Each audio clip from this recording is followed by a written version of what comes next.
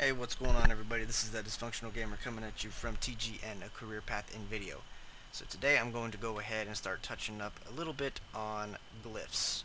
Now, I'm going to focus mostly on the PvE aspect of glyphs because that's what I do the most of. I will dabble in PvP in the future once I get a little bit more gear, but for now I'm going to go ahead and just mostly focus on PvE with just a little bit of a pinch of PvP glyphs. Now, as most of you probably know, the glyphs honestly don't really affect PvE at all. But the weird thing about Windwalkers, in this sense, is that the minor glyphs actually allow you to be a little bit more effective in a way. Because normally your blackout kick, you need to be behind your target in order to apply the dot that he is. And it's only about 4 seconds, but it's still DPS. Now, if you glyph it, no matter where you are in relation to the target, you apply the dot. So that's obviously useful. Now the other thing behind Serpent Kick, you can glyph that and it automatically forces you to stop as soon as you reach an enemy. So say for example, your rolls are on cooldown because you just got away from a boss and you have to get back quickly. You can just bust out your Flying Serpent Kick and it'll automatically stop you as soon as you are within range of it. So that's obviously very useful. Now, as far as major glyphs go, there really isn't anything that is much of a DPS increase unless you consider Glyph of Spinning Crane Kick the fact that if you glyph it, you can move at full speed while you channel it. So, say in a challenge mode run, that would be pretty useful because if you're trying to speed through it, you can keep up with your group. But this is only for Windwalkers, from what I could tell. Actually, no, I'm sorry, it's not. My mistake. I was thinking about the Flying Serpent Kick. These are Windwalker only. So, oh no, they changed it. This Blackout Kick one also used to be a Windwalker only.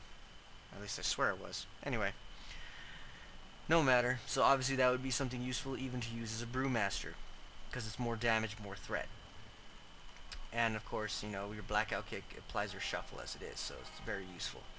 Now, I honestly have not learned all of my glyphs yet because I'm still trying to figure out which one I want to spend my gold on, and I don't heal currently, so I'm not interested in a lot of those. But a couple that I did decide to use was for survivability purposes was Glyph of Retreat because it reduces my threat even if it's just temporary. If I gotta roll away, it's still less threat than I'm generating. And then of course Glyph of Stone Skin, it reduces damage, but now when I glyph it, it also reduces my bleed damage taken. So if there's a situation where I might take bleed damage as a DPS, then I can use that. And now, one thing that I found very interesting for Windwalker, for PvP, I guess you could honestly use this as anything. Oh no, never mind, it is Windwalker only. So, Touch of Karma. I believe I have it on my bars here somewhere. I thought I did. Might have taken it off for whatever reason. Anyway, let me find it real quick. Touch of Karma, here we go. I don't know why it's not on my bar someplace, or I can configure it later. Anyway, all damage to you, or all damage that you take, is redirected to the enemy target over 6 seconds instead of to you. So say somebody wants to open up some cooldowns on me. I got my boy, Tommy, aka Little Beefy, talking about how they're GCDing freaking, players. If I know that they're about to pop all their shit on me, I could pop Touch of Karma and it's going to kill them instead. Now, if you glyph it, the range is up to 20 yards, because currently, excuse me, it is, from the way it reads, it doesn't really specify the range, but it makes you think that it's probably only melee damage. So what this does is somebody who is a ranged attacker, like a mage, a warlock, hunter, or whatever, they will take the damage instead.